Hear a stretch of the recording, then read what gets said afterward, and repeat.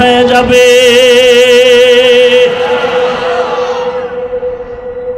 সে আবু বকরের দাম কত এবার বুঝেন। সে আবু বকর একদিন নামাজে দাঁড়াইয়া গভীর রাতে হাউমাউ করে কাঁদতেছেন। নবী কান্নার আওয়াজ পাইয়া এবার তালাশ করে কে কান্দে মসজিদে নববীতে, নজর দিয়ে দেখে আবু বকর কান্দে। নামাজ আনতে নবী বললেন, আবু বকর নামাজে দাঁড়ায় কাঁদলেন কেন?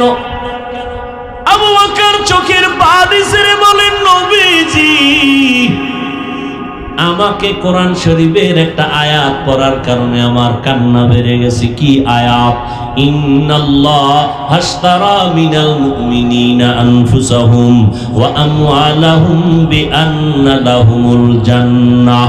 অর্থ, আল্লাহ বলেন আমি মুমিনের জান আর মাল কিনে নিলাম, বিনিময়ে মুমিনের জান্নাত দিলাম। এটা দি খুশির কথা। আপনি কাঁদলেন কেন? আল্লাহ জান্নাত নিছেন, মুমিনের জান্নাত দিছেন, এটা তো খুশির কথা, আপনি কাঁদবেন কেন?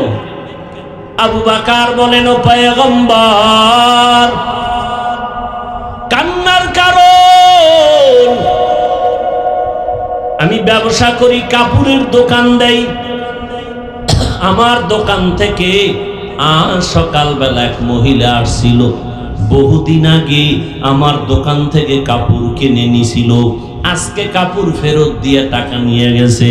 বিদায় বেলা আমি আম্মা জানকে জিজ্ঞাসা করলাম, রে মা বহুদিন আগে কাপড় নিলেন, ফেরত দিলেন কেন আজকে বহুদিন পর? মহিলা ডেকে বলে, আগেই দিতে চেয়েছিলাম, সময় আমার হয় নাই, ব্যস্ততার কারণে আসতে পারি নাই, আজ দিয়া গেলাম। ফেরতটা দিলেন কেন? মহিলা শুধু একটা কথা বলল, ও আবু বকর আপনার দোকানের কাপড় আমার পছন্দ হয় নাই, এজন্য আমি ফেরত দিয়ে গেলাম। ও নবী, আল্লাহ বলেছেন মুমিনের জান মাল কিনে নিলাম, বিনিময়ে মুমিনকে জান্নাত দিলাম। এই কথা কত সুন্দর, তবে আমার আসল জায়গায় আমার চিন্তা পড়ে গেল।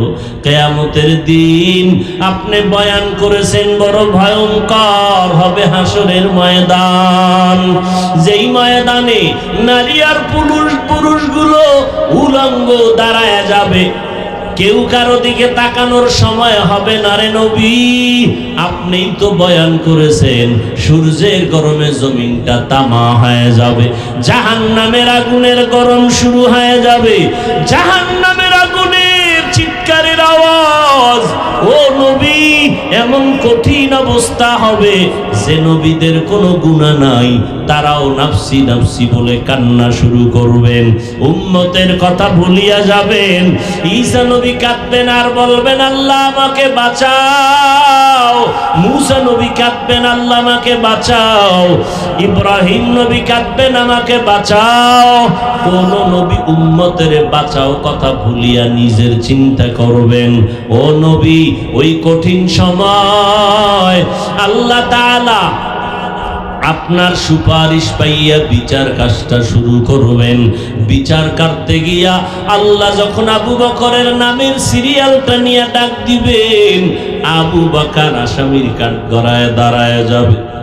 আল্লাহ যদি বলে, আবু বকর আমি জান মাল নিয়ে জান্নাত দিয়েছি, বলো জান্নাতের জন্য কি পুঁজি অর্জন করেছো? আমি যদি আল্লাহকে বলি, আল্লাহ নামাজ পড়েছি, জান্নাতের জন্য জিকির করেছি, কোরআন তেলাওয়াত করেছি, যাকাত সময় মতো দিয়েছি, ও আল্লাহ বেশি বেশি ইবাদত করেছি, আল্লাহ যদি রাগ করিয়া বলিয়েই ফেলেন, ও আবু বকর তোমার জান মাল নিয়ে যাও, আমার জান্নাত আমাকে ফেরত দিয়া দাও। আমি যদি বলি, আল্লাহ কেন? আল্লাহ যদি বলেন, আবু বকর যেই জান্নাত পাওয়ার জন্য আমল করেছো, নামাজ পড়েছো, কোরআন পড়েছো, জিকির করেছো, আমি আল্লাহর সে আমলগুলো পছন্দ হয় নাই। যেইভাবে নামাজ পড়লে আমি খুশি হইতাম, ওইভাবে সেজদা দিতে পারো নাই, ওইভাবে রুকু করতে পারো নাই। আমি আল্লাহ যেইভাবে জিকির করলে খুশি হব ওইভাবে জিকির করো নাই। আজকে তোমার জান মাল নিয়ে তুমি জাহান্নামে যাও। ও নবী বলেন ওই সময় আমি আবু বকরের হাতে জাহান্নামের হ্যান্ডকাপ লেগে যাবে। আমাকে যখন জাহান্নামের আগুনের মধ্যে দেওয়া হবে, ও পয়গম্বর, দুনিয়ার গরম সহ্য করতে পারি না রে নবী। গুনার কারণে যদি হ্যান্ডকাপ লেগে যায়, জাহান্নামের আযাব আমি কেমন করে সহ্য করব? এই ভয় আমি নামাজের মধ্যে দাঁড়ায় কান্না করতেছি। ও এলাকার মুসলমানেরা, ও যুবক, ও বৃদ্ধ বাবাজি, পর্দার আড়ালের মা বোনেরা, আবু বকরের মতো বান্দা জান্নাতের টিকিট পাওয়ার পর নামাজে দাঁড়াইয়া রাতের আধারে যদি কান্না করতে পারেন জাহান্নামের ভয়, আপনার তো জান্নাতের টিকিট নাই। জীবনটা গুনায় গুনায় কাটাইয়া দিলাম। গুনার দিকে তাকাইয়া বড় ভয় পাই, মনে হয় যেন আমার মতো গুনাহগার এই ময়দানে কেউ নাই। গুনার কারণে হাত না পাক, আমার জিহ্বা না পাক, আমার অন্তর না পাক। ও যুবক, একটু চোখ দুইটা বন্ধ করে জীবনের আমলের দিকে তাকাও। তোমার আমার গুনার খবর যদি মা বাবা আপনজনেরা জানতেন, কেউ সম্মান সাথে দেখতেন না, তারায়া দিতেন, ধিক্কার জানাইতেন। আমার আল্লাহ কেমন দয়ার মালিক! হাজার লাখ গুনার পরেও আল্লাহ বেজার হয়ে পানি বন্ধ করেন নাই, বাতাস বন্ধ করেন নাই, বরং আমার আল্লাহ বারবার তওবার দরজা দিয়ে ডাকে, ও গুনাহগারেরা আয়। জীবনটা গুনাহে কাটাইছো, ও বান্দা, জীবনটা গুনাহ করে কাটাইয়া আজ আমার রহমতের দরজায় ফিরে আসো, নিরাশ হয়ে যেও না। ও বান্দা, যদি গুনার কথা স্মরণ করিয়া এখনো তওবার দরজায় ফিরে যাইতে পারো, ও যুবক, কয়দিন আর গুনাহ করবা? তোমার আমার মতো যুবক জীবনে মাদ্রাসায় পড়ে নাই, জেনারেল লাইনে পড়ুয়া, অল্প কিছু পড়িও আজ ব্যবসা করে, নামাজ ছাড়ে না। নিজের অন্তরকে জিজ্ঞাসা করো, তুমি কেন পারবা না রে বাবা? তোমার আমার মতো কত যুবক র্যাব, আর্মি, পুলিশ, বিডিআরের চাকরি করে, 5 ওয়াক্ত নামাজ পড়ে, তুমি কেন পারো না রে বাবা? তোমার আমার মতো যুবক স্কুলে পড়ে, কলেজে পড়ে, 5 ওয়াক্ত নামাজ পড়ে, তুমি নিজেকে প্রশ্ন করো, বাবা তুমি কেন পারবা না? তোমার মতো কত যুবক নদীর মধ্যে মাছ ধরে, নামাজ ছাড়ে না, বলো তুমি কেন পারবা না? তোমার মতো কত যুবক ড্রাইভারি করে গাড়ি চালায়, নামাজ ছাড়ে না, বলো তুমি কেন পারবা না রে বাবা?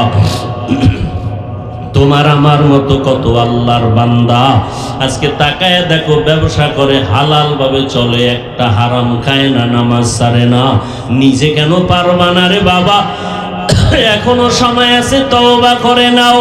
ও পর্দার আড়ালের আম্মা জানেরা, বোনেরা, আপনারা নবীদের মায়ের মতো মা, সাহাবায়ে কেরামের মায়ের মতো মা, আপনাদের এত মর্যাদা আল্লাহ দান করেছেন। আপনারা আয়েশা রাদিয়াল্লাহু আনহার মতো নারী, ফাতেমা রাদিয়াল্লাহু আনহার মতো নারী, খাদিজা রাদিয়াল্লাহু আনহার মতো নারী। এরে আম্মা জান, আল্লাহ সন্তান দান করেছেন, সন্তানগুলো মানুষ বানায় কবরে যাবেন। সন্তান ইঞ্জিনিয়ার হবে, আপনার সন্তান ডাক্তার হবে, আপনার সন্তান প্রফেসর হবে, বাধা নাই, তবে আদর্শওয়ালা বানায় যাবেন। ওরে আম্মা জান, আপনার আখলাক, আপনার আদর্শ ভালো হলে সন্তান ভালো হবে। এখনো সময় আছে। আপনার মতো কত নারী 5 ওয়াক্ত নামাজ পড়ে, স্বামীর খেদমত করে, স্বামীর মাল হেফাজত হেফাজত করে না, কোরআন তেলাওয়াত বন্ধ করে না। আপনি কেন পারবেন না? আল্লাহ তওবার দরজা খুলে রাখছেন। এখনো যদি পারেন তওবার নিয়ত করে ফেলেন, মনে মনে আল্লাহকে বলেন, ও আল্লাহ, জীবনভর গুনাহ করেছি, আর গুনাহ করব না। ও যুবকেরা, এখনো সময় আছে, তওবা করে নাও। মনে মনে আমার আল্লাহকে ডাকো, আয় আল্লাহ, জীবনে আর নামাজ ছাড়বো না, বেপরদায় চলবো না, মা বাবাকে কষ্ট দিয়া গুনাহগার হব না, নবীর তরিকার বাহিরে চলবো না, আর উলামায়ে কেরামের বিরোধিতা করব না, দেশ ও জাতির বিরুদ্ধে ষড়যন্ত্র করব না, দুনিয়াতে সূর্যের গরম সইতে পারি না, গুনাহগার হইয়া কবরে গেলে জাহান্নামের আগুন কেমনে সহ্য করবারে বাবা। ও যুবক, এখনো সময় আছে, তওবা করে নাও। দুফোঁটা চোখের পানি ছেড়ে আল্লাহকে বলো, আল্লাহ পাকের ওয়াদা, চোখের পানি ছেড়ে যখন তুমি তওবা করবা, মুহূর্তের ভেতরে জীবনের সমস্ত গুনাহগুলো আল্লাহ মাফ করে দিবেন।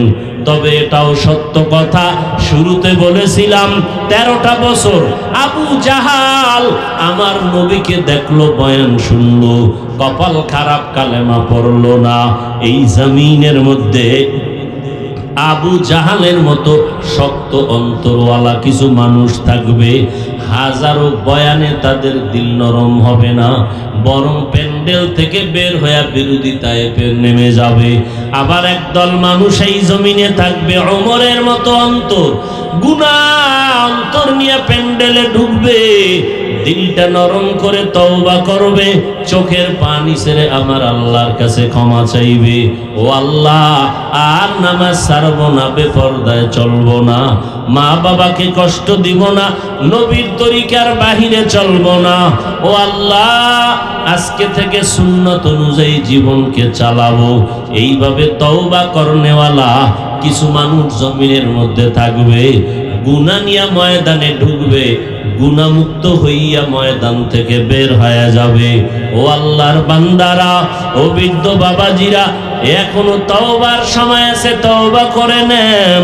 এই চোখের সামনে কত লাশ কবরের মধ্যে রাখলাম, কোন দিন কার মরণ হবে জানা নাই। আল্লাহর কাছে খাঁটি অন্তরে তওবা করার যদি নিয়ত হয়, গলায় ছুরি আসবে, মরে যাব, হায়াতের মালিক আল্লাহ, মৌতের মালিক আল্লাহ, ইজ্জতের মালিক আল্লাহ, আর কোনদিন নামাজ ছাড়বো না, গুনাহ করব না, বেপরদায় চলবো না, উলামায়ে কেরামের পরামর্শ নিয়া, মা বাবার দোয়া নিয়ে চলবো।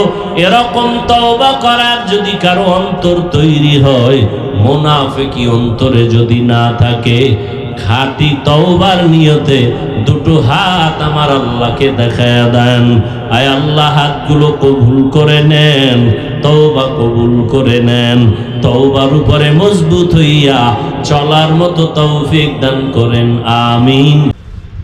কোরআন শরীফে আল্লাহ সমস্ত নবীদের নাম ধরে ডেকেছেন, আমার আপনার নবী, রহমতের নবীর নাম ধরে আল্লাহ কখনো ডাক দেন নাই।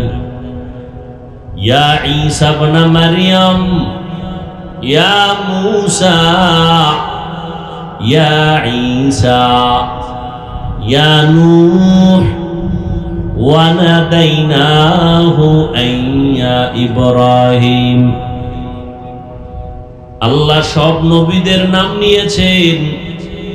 পৃথিবীর শ্রেষ্ঠ কিতাব, পবিত্র কিতাব, নির্ভেজাল কিতাব কোরআনুল কারীম, আমার নবীকে যতবার আল্লাহ সম্বোধন করেছেন, নাম ধরেন নাই, সম্মানের শব্দ, উপাধি ধরে ডেকেছেন।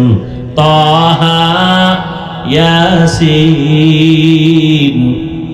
আমার নবীকে উপাধি ধরে ডাকলেন।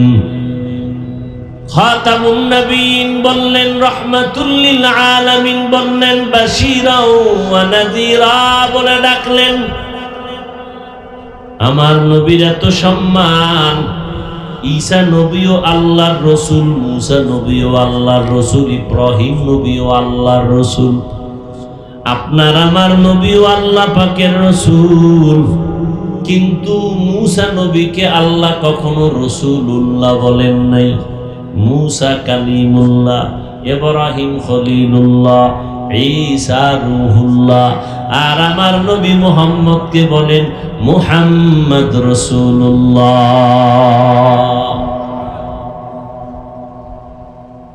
আমার নবীকে আল্লাহ ডাইরেক্ট বললেন আমার রসুল। জমিনের মধ্যে যত ঘর মসজিদ আছে কার ঘর? সমস্ত মসজিদ গুলো আমার আল্লাহ পাকের ঘর।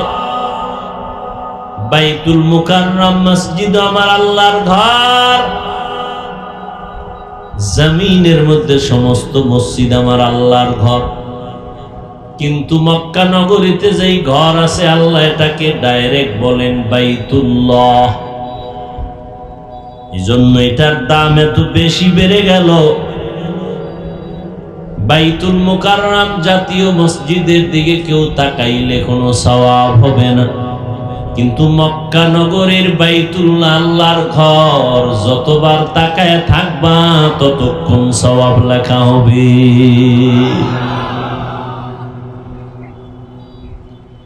আল্লাহ তাআলা বলেন আমার অনুসরণ করো, আমার অনুসরণ মানে আমার হাবিবের অনুসরণ করো। সাহাবায়ে কেরাম নবীকে দেখে দেখে দেখে দেখে আমল করা শুরু করলেন। নবী কেমনে পানি পান করেন সাহাবায়ে কেরাম দেখেন আর আমল করেন।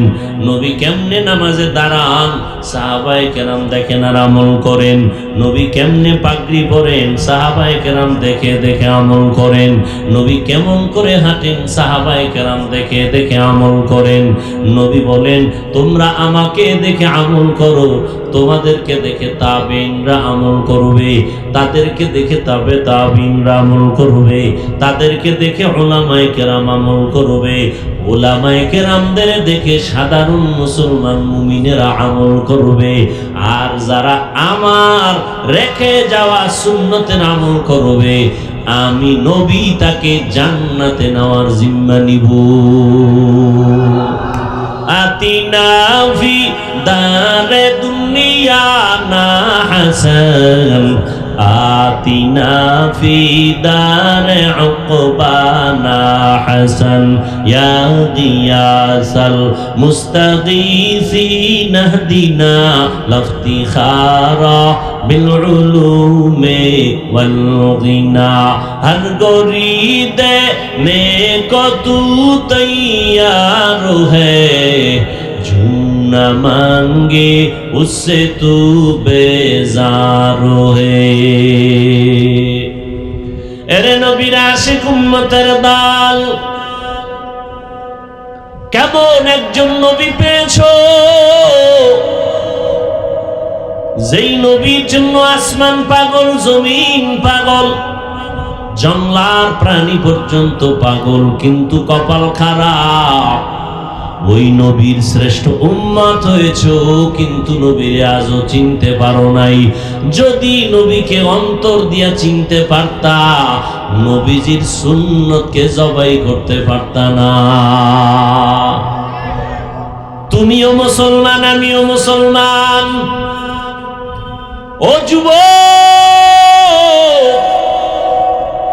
তোমার আল্লাহ আমার আল্লাহ এক, তোমার নবী আমার নবী এক, তোমার ধর্ম আমার ধর্ম এক, তোমার কোরআন আমার কোরআন এক, তোমার কাবা আমার কাবা এক।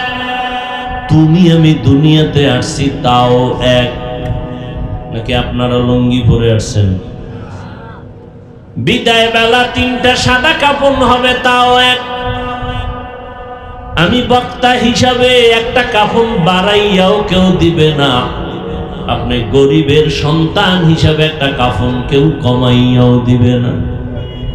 সবার বেলায় 3টা কাফন, কালার হবে আলাদা। কথা বলেন না কেন? কে ধনী কে গরিব, কে কোন দলের লোক, কে ইমাম কে মুক্তাদি, কে বক্তা কে শ্রোতা, কে আলেম কে মূর্খ, কে ডাক্তার কে রোগী, কোনো ভেদাভেদ নাই। 3টা কাফনের প্যাকেটে যেদিন ডুববা সেদিন বাহাদুরি কাকে বলে মজা বুঝতে পারবা। কাফনের উপরে লেখা থাকবে এটা বড় চেয়ারম্যান আর এমপি সাহেবের লাশ, হ্যাঁ, বড় নেতার লাশ। কাফনে ঢুকলে কে ফকির কে ধনী কোনো ভেদাভেদ। কবরের সাইজও হবে এক। কবরে পাড়াইয়া মাটি দিয়ে বিদায় হওয়ার পর প্রশ্ন করা হবে তিনটা, তাও হবে এক। তুমি ধনী না গরিব জানার প্রয়োজন নাই, তুমি আলেম না মূর্খ জানার প্রয়োজন নাই। সবার বেলায় তিনটা প্রশ্ন করা হবে। রবের পরিচয় দাও, ধর্মের পরিচয় দাও, রহমাতুল লিল আলামিনের পরিচয় দাও। তুমি হিন্দু না মুসলমান, তুমি বড়লোক না ফকিন্নির বাচ্চা জানার দরকার নাই, প্রশ্ন তিনটার জবাব দাও। নবী বলেন যারা দিবে সাথে সাথে কবর জান্নাতের বাগান হয়ে যাবে। যারা প্রশ্নের জবাব দিতে পারবে না সাথে সাথে কবরের সাথে জাহান্নামের সাথে লাইন হয়ে কবরটা আগুনে ভরে যাবে। কারা দিতে পারবে প্রশ্নের জবাব? আমরা হুজুরেরা। হ্যাঁ, আমি জবাব দিতে পারবো কি তার গ্যারান্টি নাই। যদি থাকতো তাহলে জান্নাতের 10 জন সাহাবা টিকিট পাইছেন জিন্দা অবস্থায়। দুনিয়ায় 10 জন সাহাবা জান্নাতের টিকিট পেয়েছেন। অগ্রিম সুসংবাদ, আশারায়ে মুবাশশারা কয়জন? জোরে বলেন। কি খারাপ লাগতেছে না? কিছু কপাল পোড়া দেখবেন ঘন্টাকে ঘন্টা বয়ান শুনে মোনাজাত দিতে রাজি না। 5 মিনিট বসে মোনাজাত দিবে, ধৈর্য হয় না। আর হবে কিভাবে? হেদায়েতের মালিক কে? আবু জাহাল 13 বছর নবীকে দেখলো, বয়ান শুনলো, কালেমা হাতের মুষ্টিতে পাথর নিয়ে কয় মোহাম্মদ যদি বলতে পারো কি আছে নবী মানবো। নবী বলেন আমি বলতে জানি না। কেন? বলে আমি গাইবের মালিক না। গাইবের মালিক কে? তবে নবী বললেন হাতের মুষ্টির মধ্যে যা আছো একটু আওয়াজ দাও। সাথে সাথে পাথরগুলো কালিমায়ে শাহাদাত পড়া শুরু করলো। আবু জাহাল এত নিকৃষ্ট বেঈমান, পাথরগুলো মাটিতে ফেলে বলে মোহাম্মদ বড় জাদুকর। কপালে কি নাই? হেদায়েত নাই। এই প্যান্ডেলের ভেতরে এত আশিকে রাসূল, অথচ এমন আশিক এই প্যান্ডেলে বসছেন। আজকে ফজরের নামাজ পড়েন নাই, জোহর পড়ে নাই, আসর পড়ে নাই, মাগরিব পড়ে নাই, এশাও পড়ে নাই। আছে না নাই? তুমি মোনাজাত দিলেও কি না দিলেও কি, তবে দিলে কপাল খুলতে পারে। কারণ একজনের আমিন কবুল হলে সবার গুনাহ মাফ।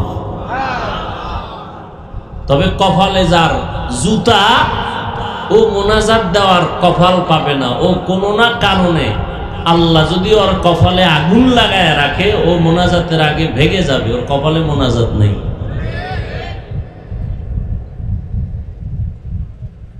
হায় হায়, সারাটা রাত মোবাইল চালাইয়া জীবনটারে নষ্ট করেছ রে যুবক। এমন একটা রাত নাই মোবাইল চালাইয়া কবিরা গুনাহ সারা কাটাইছো।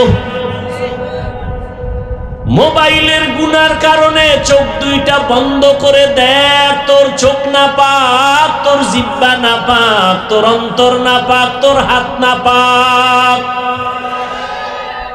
শুধু কি তাই? একটু স্বাস্থ্য পরীক্ষা কর মেশিনের মধ্যে গিয়া। ডাক্তার বলবে তোর হার্টের পার্সেন্ট দুর্বল হয়ে গেছে, কিডনির পার্সেন্ট দুর্বল, চোখের পাওয়ার দুর্বল। দোয়া ইউজ পর, না জানি কখন আজরাইল এসে হাজির হয়ে যায়। কারণ এখন যত মরণের লাশের খবর দেখি অধিকাংশ যুবকের লাশ। जिंदगी में बंदगी तू करना है, जिंदगी में बंदगी तू करना है, जिंदगी बे बंदगी शर्मिंदा है, जिंदगी बे बंदगी शर्मिंदा है। दुनिया में हो दुनिया का तलबगार ना हो,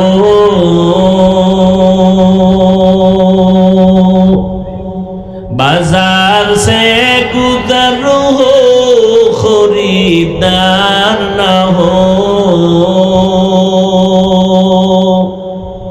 ये दुनिया एक मिसल कागज फूल है, ये दुनिया एक मिसल कागज फूल है, जिंदगी में बंदगी तू करना है,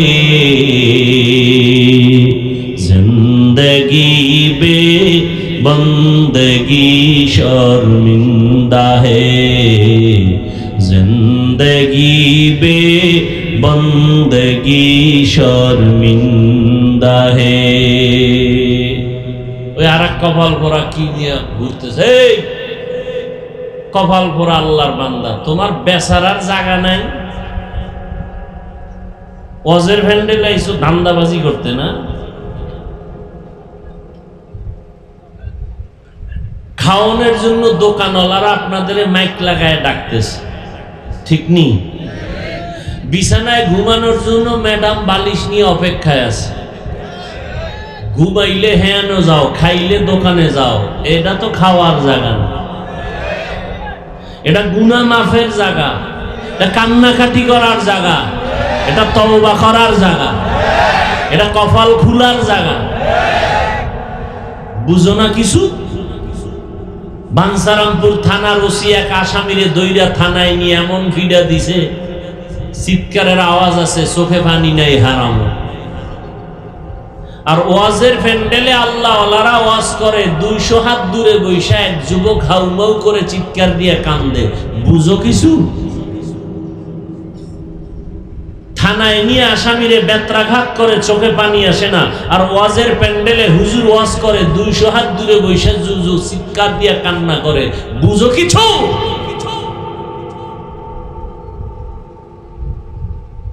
ওরে মারলো কে? থানায় ভিড়াইলেও কান্দে না, ও 200 হাত দূরে বয়ে কান্দে। ওরে মারলো কে?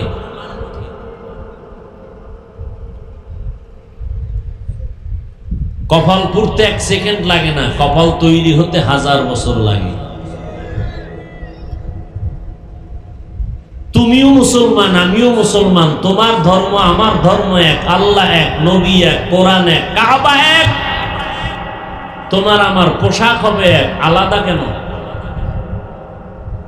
হয়তো সবাই শার্ট প্যান্ট টাই লাগাও, না হয় সবাই মদিনার পোশাক লাগাও, আলাদা কেন? নামে মুসলমান, কামে বেঈমানের গোলাম হয়ে গেছে। তোমারে বয়ান কইরা পাও দইরা বুঝাইতে হয়, কারণটা কি? তুমি না মুসলমান, তুমি না আল্লাহ মানো, নবী মানো, পাও দইরা বুঝাবো হিন্দুদেরকে, খ্রিস্টানদেরকে, কাজে লাগবো। তোমার পিছনে 12 মাস খুয়াইতে হয়, সময় নষ্ট করতে হয় কেন? এরপরও লাইনে আসো না কেন? আমি টুপি খুলতে লজ্জা পাই, আর তোমার পায়ে ধরে বলার পরেও তুমি টুপি দিতে লজ্জা পাও। তুমি মুসলমান। আমি দাড়ি কাটতে লজ্জা পাই, আর তুমি দাড়ি রাখতে লজ্জা পাও। তুমি মুসলমান। আমি পর্দা না করলে লজ্জা লাগে, আর তোমার পর্দা করতে লজ্জা লাগে। তুমি কেমন মুসলমান? তোমার লজ্জা কই? মাস্তানি করো, আবার কয় নামাজ না পড়লে দিল পরিষ্কার। মদিনা এলাকায় তুই চোর, তোর বাপেও চোর, তোর 14 গোষ্ঠী চোর, তুই চোরের ঘরের চোর। পৃথিবীতে নিকৃষ্ট বড় চোর নামাজ চোর, আর তুমি কেউ দিল পরিষ্কার। আবার একদল পিসাবের মুরিদ হয়ে নামাজ রোজা লাগে না, পীর জান্নাতে নিয়ে যাবে। সেই কথাই বলতে লইছিলাম, আমি হুজুরে যদি কবরের প্রশ্নের জবাব দিতে পারবো, গ্যারান্টি থাকে, তো জান্নাতের 10 জন সাহাবা জান্নাতের টিকিট পাইয়া মরণ পর্যন্ত কাঁদলেন কেন? জাহান্নামের ভয়ে। 1 নাম্বার সিরিয়ালে আবু বকর, দ্বিতীয় সিরিয়ালে জান্নাতি সাহাবী হযরত ওমর, তৃতীয় সিরিয়ালে জান্নাতি সাহাবী হযরত ওসমান, চতুর্থ সিরিয়ালে জান্নাতি সাহাবী হযরত আলী। 4 খলিফার জীবনী পড়ো, কিনার মতো টাকা না থাকলে মোবাইলে ডাউনলোড করো, 4 খলিফার জীবনী লেখা সার্চ দাও, চলে আসবে। আবু বকরের ইতিহাস পড়ে দেখো আবু বকরের দাম কত। আমি সারাটা রাত যদি আবু বকরের জীবনী বলি শেষ হবে না। কেমন আবু বকর? আবু বকর সিদ্দিক রাদিয়াল্লাহু তাআলা আনহু কলিজার মেয়ে হলো আয়েশা রাদিয়াল্লাহু আনহা।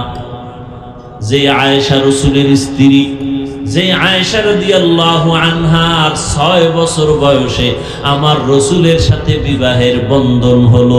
9 বছর বয়সে আম্মা জান আয়েশাকে নবীর ঘরে নিয়ে গেলেন।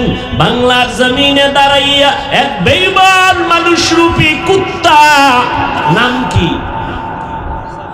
বেঈমান, নাস্তিক, আসাদ, নামগুলো কেমন চমৎকার। হাসানুল হক, ইনু, নাম কত সুন্দর। এরপরে হুমায়ুন আজাদ, আহমদ শরীফ, আছে না নাই?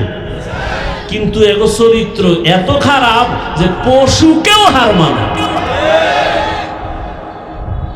তাসলিমা, নাসরিন, কত সুন্দর নাম, কিন্তু পৃথিবীর নিকৃষ্ট বেশ্যা।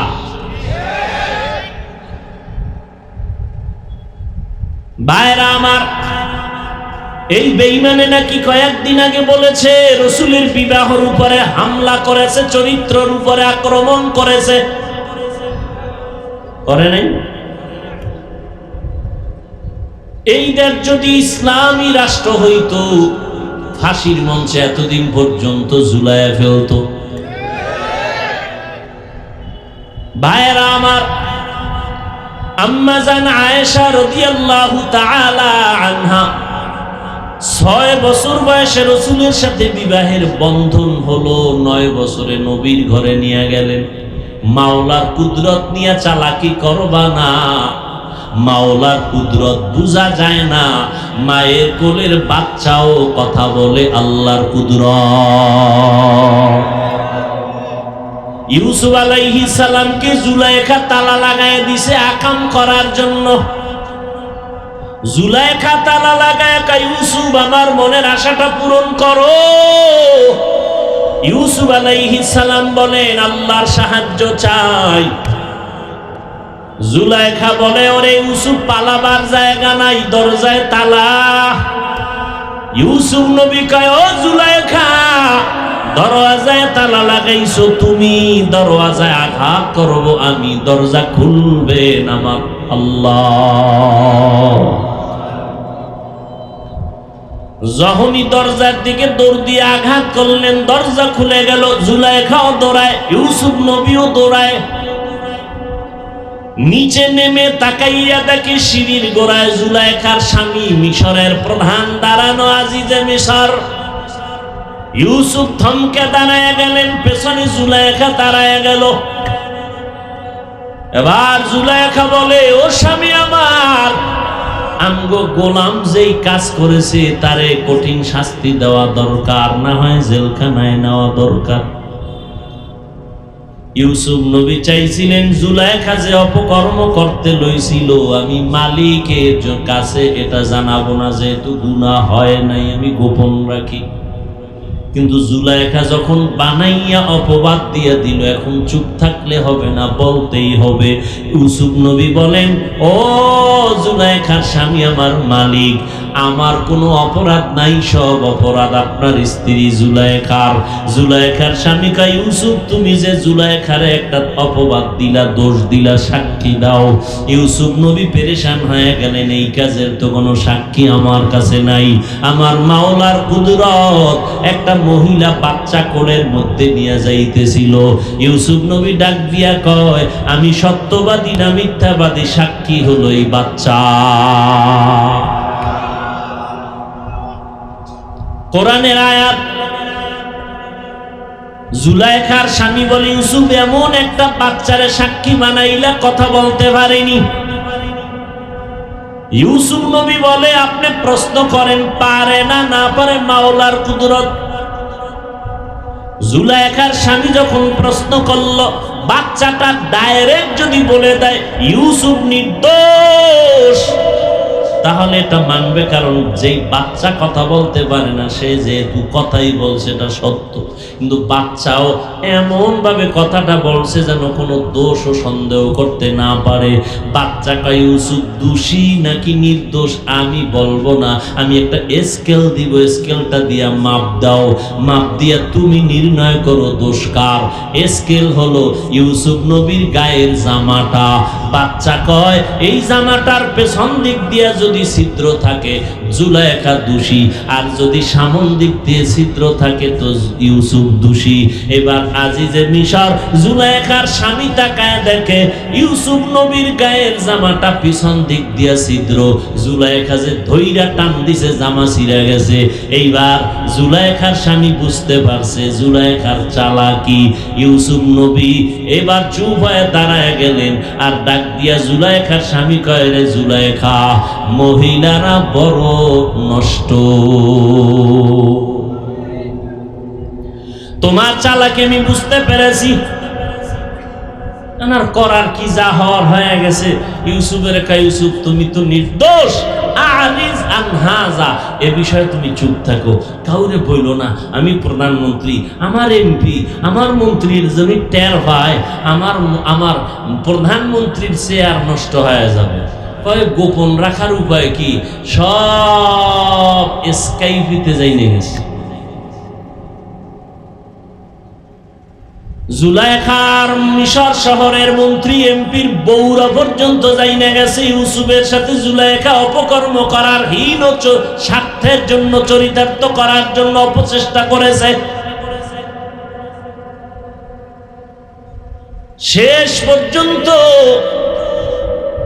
ইউসুফ নবীকে জেলখানায় দিল, কোনো দোষ নাই। ইউসুফের যদি জেলখানায় রাখি তাহলে কিছুটা ঝামেলা মুক্ত থাকবে। ইউসুফ নবী জেলখানায় চলে গেলেন আর বললেন, আল্লাহ আপনার পক্ষ থেকে যা ফয়সালা হবে আমি তাই মানিয়ে নিব। ইউসুফ নবীর সাক্ষী দিল বড় মানুষ না একটা বাচ্চা? এটা কার কুদরত? আল্লাহর কুদরতের উপরে হাত লাগাবে না, তোর হাতও বসায় যাবে। আল্লাহর কুদরত, আল্লাহ পাকের কুদরত এমন ক্ষমতা যেটা অসম্ভব সেটাও সম্ভব। এই কুদরতের উপরে বিশ্বাস রাখার নাম ঈমান। ভাইরা আমার, আম্মা জান আয়েশা রাদিয়াল্লাহু তাআলা আনহার সাথে 9 বছর বয়সে নবী আম্মা জানকে ঘরে নিয়ে গেলেন। আম্মা জানের যখন 18 বছর বয়স হয় তখন নবী দুনিয়া থেকে বিদায় হলেন। হিসাবটা বুঝে থাকলে বলবেন, আমার নবীজির ঘরে আম্মা জান কয় বছর কাটাইলেন? এই কথা হয় না কা? 9 বছর, মাত্র 9 বছর। আম্মা জানের বয়স 18। 9 বছরে ঘরে আসছেন, 18 বছরে নবী বিদায় নিলেন। 18 বছরের মাইয়া কি জানে? বিয়েই হয় না সোনার বাংলায়। আম্মাজান আয়েশা কি জানে, কয় মাত্র 9 বছরে রহমতের নবীর নেক সোহবতে থেকে 2000-এর উপরে হাদিসের হাফেজা হয়ে গেছে। আমনের স্ত্রী হইছে নি, কথা কন তো। আসাদ নূর কুত্তাটা ও বুঝবে কি আয়েশা আর সাধারণ নারীর মধ্যে ব্যবধান কত? ও বেঈমান কি বুঝবে? নাস্তিকের গোষ্ঠী কি বুঝবে? ওদেরকে জুতা পেটা করে বুঝাতে হবে। কুত্তাগুলো কি বুঝবে? খায় হারাম শুয়োর, ওদের মেধা নষ্ট, ওদের রক্ত নষ্ট। 24 ঘন্টা নেশার মধ্যে পড়ে থাকে। এই বেঈমানগুলো কি বুঝবে আয়েশার মর্যাদা কত, সাধারণ নারীর মর্যাদা কত? কি বুঝবে কি? 18 বছরের নারী রসুলের ঘর করলেন মাত্র 9 বছর, কয় হাজার হাদিসের হাফেজা।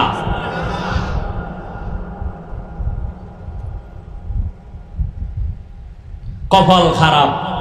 ওই যে শুরুতে বলছি, নামে মুসলমান কাজে বেঈমানের গোলাম। না হয় যদি একটু লাইনে মুসলমান থাকতো, যারা দাবি করে মুসলমান, এগো দাবিটাও যদি অন্তরে একটু থাকতো, তাহলে এই নাস্তিকরা কথা বলার সাহস পেত না বাংলার জমিনে। নাস্তিকরা রসুলের গালি দেয়, বিচার নাই। যারা নাস্তিকের বিচার চায়, এগোদিকে লাঠি উল্টা আসে।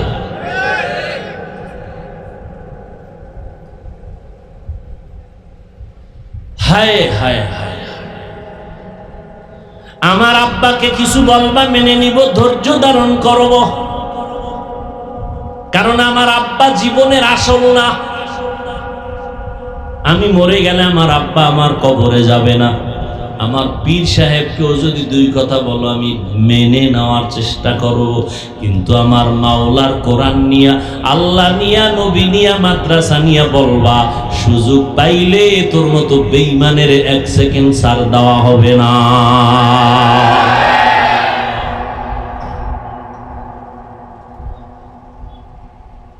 ভাইরা আমার, আম্মাজান আয়েশা রাদিয়াল্লাহু আনহা একদিন জিজ্ঞাসা করলেন, ও পয়গম্বর, আপনার সাহাবায়ে কেরামদের এত মর্যাদা, এর মধ্যে সর্বোৎকৃষ্ট কার সিরিয়াল? আম্মাজান মনে মনে ভাবছেন, আমার আব্বার নামটা বুঝি নবী কইব কে? আম্মাজান আয়েশার আব্বাকে নবীজি আবু বকরের নাম না কয় ওমরের মর্যাদা বেশি। কয় কেমন? কয় আকাশের নক্ষত্র যেমন দেখো, ওমরের নেক আমল আরো বেশি। আম্মাজান তো নিজেরে কন্ট্রোল করতে পারে না, আব্বার নামটা কইল না, কিন্তু কোনো প্রশ্ন করে না, বেয়াদবি না জানি হয়ে যায়। রহমতের নবী। কিছুক্ষণ পর আম্মাজান বললেন, আমার আব্বাজানের খবর কি? নবী কয়, আবু বকর, তার হিসাব সম্পূর্ণ আলাদা।